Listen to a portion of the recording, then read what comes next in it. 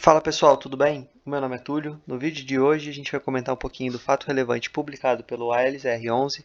Tem também fato relevante do TRXF11.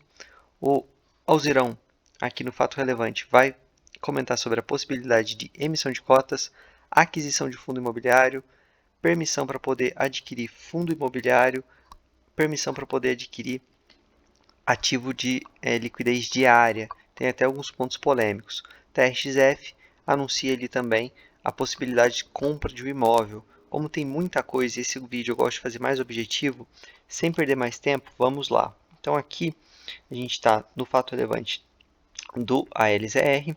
Então ele coloca para votação em assembleia a aprovação para realização em até 12 meses da sexta emissão de cotas do fundo para emitir 2.350.000 novas cotas, que dá mais ou menos uns 270, 280 milhões.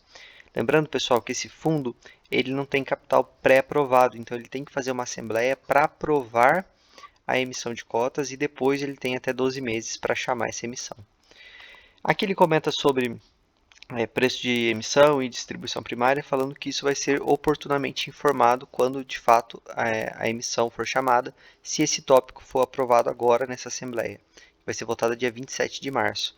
Então, como tem muita coisa, eu vou passar essa questão da emissão de cotas mais rápido, porque quando ele soltar fato relevante daqui a alguns meses, se for aprovado, for ter mesmo a emissão, aí eu trago para vocês.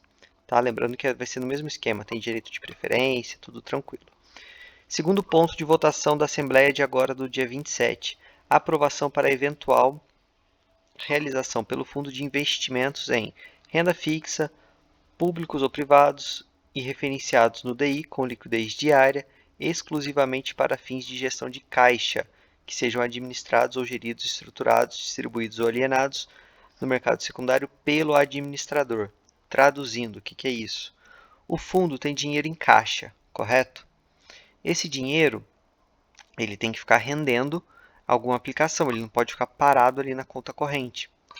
Entretanto, o regulamento do fundo ele não permite que esse dinheiro seja alocado em um fundo de liquidez diária que seja gerido pelo mesmo administrador, no caso aqui do Alianza, o BTG. Então ele tem que mandar, por exemplo, para o Itaú e depois no dia seguinte ele tem que pedir a devolução, porque não pode dormir ali na conta corrente para não render nada, para depois fazer a gestão do caixa. Então ele manda para o Itaú, o dinheiro dorme lá, depois na manhã seguinte ele pede de volta, e isso gera taxas, é um pouco mais complicado. Conseguindo o alinhamento de colocar ali no próprio administrador, ele conseguiria fazer isso de uma forma mais fácil, mais rápida, e o gestor já falou bastante disso em lives. Então, esse ponto é mais tranquilo. Ele já colocou isso em votação da outra vez, mas acho que o pessoal não entendeu e reprovou. Agora aqui no ponto C, ele quer sim fazer uma aprovação um tanto quanto polêmica, mas a gente precisa aguardar. Com certeza o gestor vai participar de lives, quando tem assim chamada de assembleia, ele aparece bastante para explicar os tópicos, mas basicamente ele quer aprovação para eventual realização de investimento em fundos BTG lista fechada. Então ele quer poder investir em fundos imobiliários do BTG até o limite de 25%. Quais são esses fundos? Esses fundos estão aqui no anexo à proposta. Então tem toda essa lista aqui e aí realmente seria interessante o gestor comparecer em algumas lives dos grandes canais para explicar para a gente, porque tem muitos fundos aqui com teses que não se aproximam à tese do Alzirão, do Alianza. Então vamos aguardar. Por outro lado, pode ser aqui que ele queira incorporar esses fundos, né? São fundos pequenos aqui. Então realmente eu dou voto de confiança e aguardo mais informações antes de tomar qualquer opinião mais precipitada. E aqui o ponto D, que é o ponto aí que está chamando mais a atenção do pessoal, que ele está chamando a Assembleia para votação, em face do possível conflito de interesse, para aquisição do AURB, que é o Alianza Urban Hub Renda Fundo de Investimento Imobiliário. Sim, é um fundo também da Alianza, por isso que tem que ter essa votação pelo conflito de interesses. Esse fundo é gerido pelo gestor, tem como objetivo a obtenção de renda e ganho de capital. E ele quer poder investir nesse fundo até o limite de 10% do PL do fundo ALSR11. Bom, o que é esse fundo? A gestora ela trouxe aqui um material de apoio para a gente, tá? Então, basicamente, ele informa aqui que não haverá cobrança de taxa de gestão em duplicidade. Então, aqui já é um ponto positivo. Se de fato acontecer essa aquisição, não vai ter essa dupla taxa. Ele explica aqui novamente, de novo, que o objetivo do AURB é a obtenção de renda e ganho de capital, mediante investimento em ativos destinados à atividade de logística urbana last mile verdadeiro. E aqui bem interessante, lembrou até um pouquinho a tese do Bresco, mas realmente ele está ali se atendo ao raio 30, não está nem no raio 60. É um ativo interessante. Então ele coloca aqui que em janeiro de 22 o fundo iniciou suas atividades, adquirindo dois ativos, o Urban Hub Guarulhos e o Urban Hub Mauá. Tá? Eu vou falar mais dos ativos para frente. Ele coloca aqui da importância do e-commerce, mas isso a gente tem vários relatórios, eu também vou passar. Ele fala um pouquinho aqui do primeiro ativo do Aliança Urban Hub. Tá, mentira, ele fala aqui sobre o fundo Aliança Urban Hub, né? Então, são dois ativos performados, totalmente ocupados por 9 inquilinos. Tem aqui a BL de mais de 50 mil, gerando uma receita mensal de 1,1 milhão. E são galpões logísticos localizados em excelentes localizações. De fato, é muito bem localizado mesmo. Tem um mapa abaixo, eu vou mostrar para vocês. Então, aqui está perto da Grande São Paulo, Rodoanel, Ayrton Senna.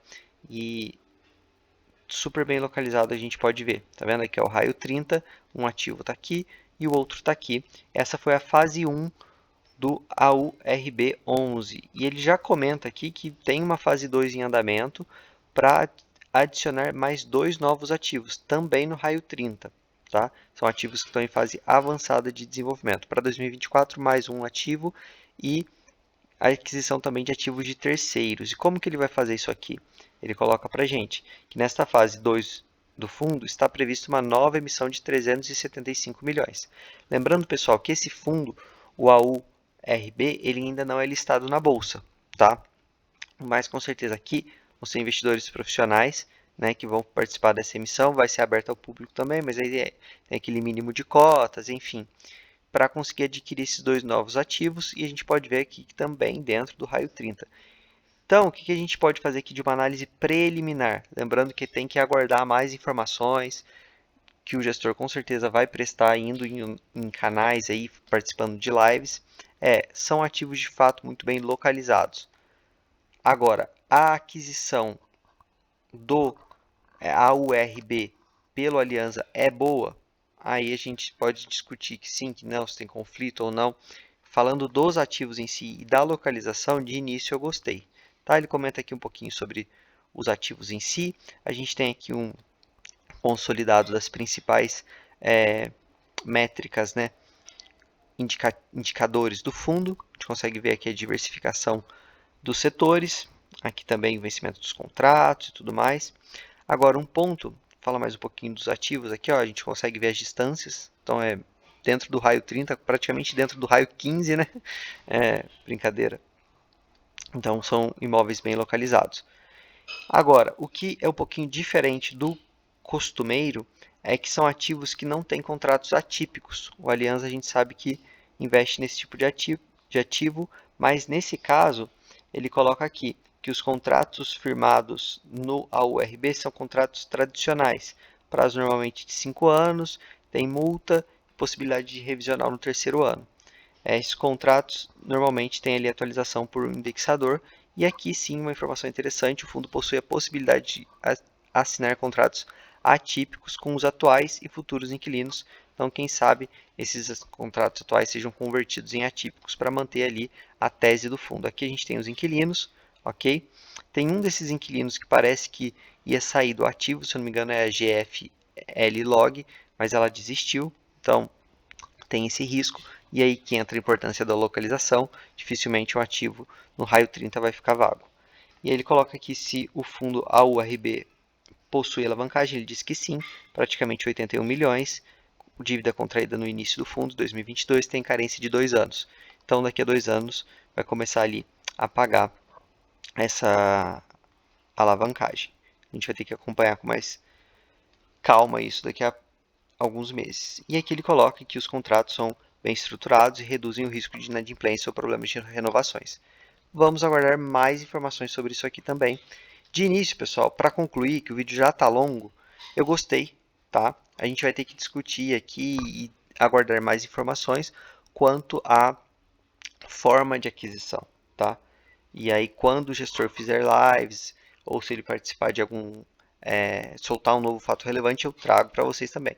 Partindo para o TRXF, TRXF, que a gente sabe que é um fundo de renda urbana, muito ali concentrado em açaí e pão de açúcar, ele aqui divulgou um fato relevante para um contrato de locação de imóvel com objetivo de adquirir, desenvolver, construir e depois locar para o grupo BMB, que pertence também ao grupo econômico da Leroy Merlin, que são aquelas lojas da Obra Max, que ele estava já fazendo alguns contratos. Aqui tem mais um, o imóvel seria na região do Vale do Paraíba, 86 milhões e meio, mas pode ser que esse preço aumente dependendo aqui da situação da aquisição do imóvel.